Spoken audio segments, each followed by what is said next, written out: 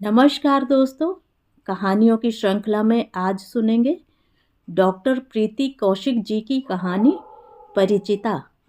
लेकिन उससे पहले मेरा आपसे विनम्र अनुरोध है कि अगर मेरे द्वारा सुनाई हुई कहानियाँ आपको अच्छी लगती हैं तो मेरे चैनल को सब्सक्राइब ज़रूर करें, लाइक करें और अपने दोस्तों और परिचितों में शेयर भी करें। बेल आइकन दबाना बिल्कुल भी ना भूलें। प्रस्तुत कहानी परिचिता वर्तमान में चल रही वैश्विक महामारी में लोगों की पीड़ा को दर्शाती है। कहानी में मानवीय भावनाओं के अलग अलग रंगों को दर्शाने हेतु महामारी के चलते जहां कुछ रिश्तों में बिखराव आता है, वहीं कहीं पराये भी इस पीड़ा को समझते हैं और महामारी के चलते हॉस्पिटल्स में काम करने वाले वर्कर किस तरह अपना दर्द भुला के दूसरों की सेवा करते हैं, जैसी परिस्थितियों का बखूबी चित्रण किया गया है। कहानी बहुत ही मार्मिक और दिल को छूने वाली है। तो आइए सुनते हैं कहानी परिचिता।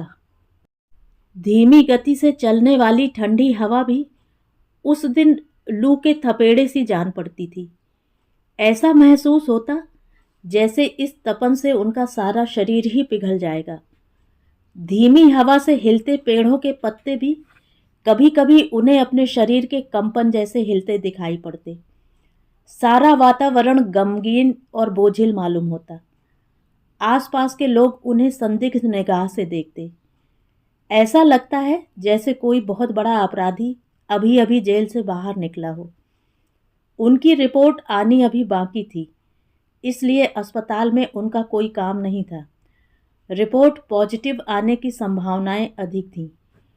उन्हें समझ नहीं आ रहा था कि वो क्या करें।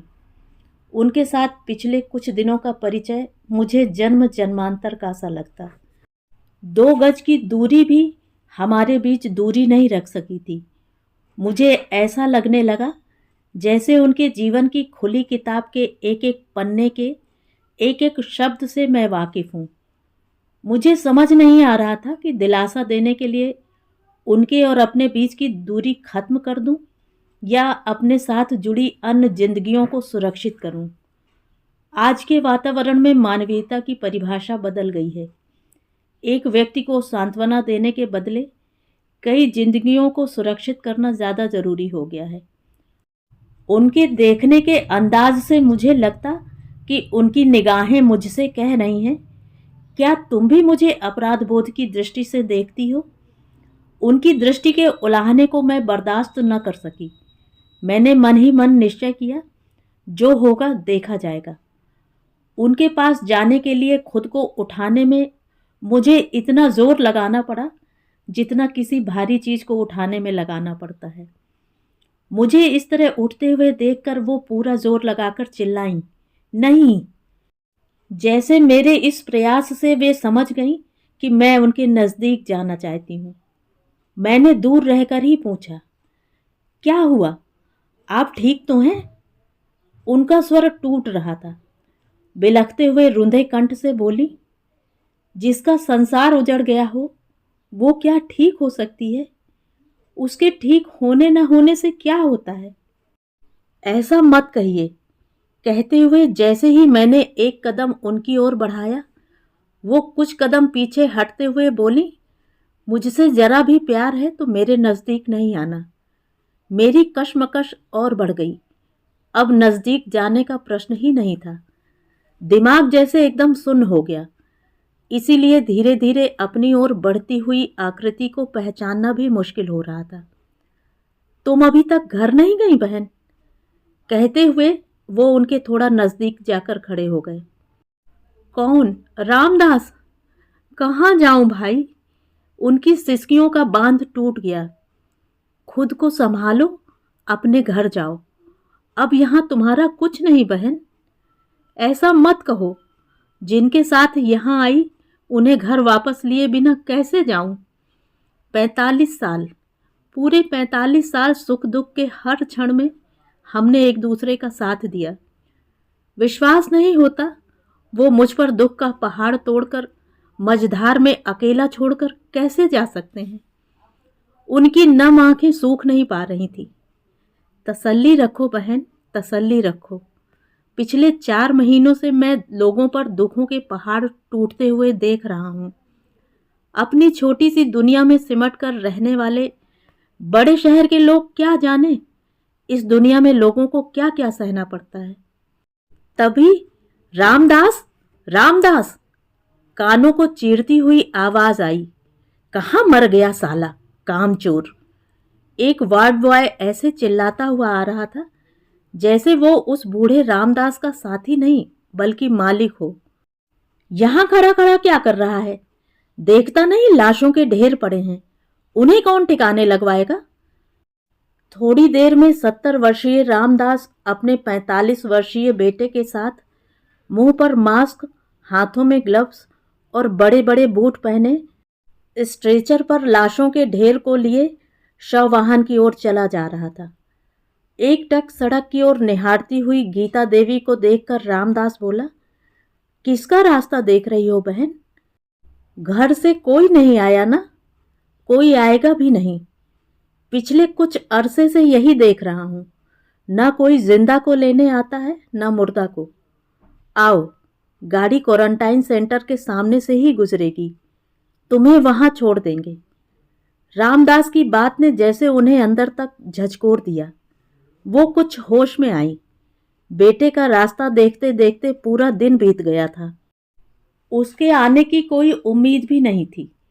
अपने सामान को उठाकर जैसे उन्होंने गाड़ी में बैठने की सहमति दे दी। सुबकियां भरती हुई वो आगे बढ़ी। रामदास ने गाड़ी के आगे के हिस्से का दरवाज़ा खोलते हुए ड्राइवर से कहा, इन्हें क्वारंटाइन में छोड़ना है। बैठो बहन, कहकर वो पीछे जाकर अपने लिए लाशों के ढेर के बीच जगह बनाने लगा। उमड़ते हुए सैलाब को रोकना किसी के बस की बात नहीं, फिर भी वो आंसुओं को थामने का प्रयास कर रही थी। गाड़ी का गेट बंद कर खिड़की से जिस तरह उन्होंने मुझे देखा, मुझे समझ नहीं आ रहा था कि मैं क्या करूं। इतना ही कह सकी कि अपना ध्यान रखिएगा, मैं फ़ोन करूंगी। देखते ही देखते गाड़ी आंखों से ओझल हो गई और शेष बचे दोनों की आंखों में आंसुओं का सैलाब। अगले दिन लाशों के ढेर से लदी गाड़ी शमशान जाने के लिए तैयार थी। मुझे देखकर रामदास ने दूर से ही कहा, तुम्हारे साथ वाली बहन जी के पति की रिपोर्ट पॉजिटिव आ गई है। इस ढेर में उनकी लाश भी है। मैं कुछ कह ना सकी। थोड़ी देर बैठे रहने के बाद परिचिता होने का धर्म निभाने के लिए शमशान पहुंच गई। लंबी कतार में चिताएं जलाई जा रही थीं। उस तपन भरे वातावरण में वहां खड़े रहना मुश्किल था। मुझे देखकर रामदास ने इशारे से बताया, उनके बेटे बहू उधर खड़े हैं। मैंने उस ओर का रुख किया। कुछ दिनों के गहरे संबंधों के कारण मुझे पहचानने में जरा भी समय न लगा कि कौन सा उनका बड़ा बेटा है और कौन सा छोटा।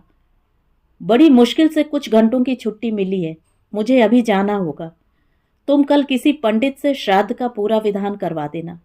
और हाँ, यहाँ से अस्थियां ले जाने की ज़रूरत नहीं है। पता नहीं किन किन हाथों से होकर तुम्हें मिले। फिर ये भी नहीं कह सकते कि जो अस्थियां हमें मिल रही हैं वो हमारे पिता की ही हैं या किसी और की। उनका बड़ा बेटा अपने छोटे भाई को समझा रहा था और छोटा बेटा सहमति में सिर हिला रहा था। एक बात का और ध्यान रखना, माँ की रिपोर्ट आने तक माँ को क्वारंटाइन में ही रखना। घर लाने की कोई ज़रूरत नहीं। अच्छा, चलता हूँ, कहते हुए वो गाड़ी में बैठकर रवाना हो गया। पता नहीं मुझे क्या सूझा जो सब कुछ जानते हुए भी यहाँ चली आई थी। मैं गाड़ी में बैठकर अस्पताल वापस आ गई। कुछ ही देर बाद पता चला कि रामदास का बेटा आज अचानक बेहोश हो गया। उसे सांस लेने में परेशानी होने लगी।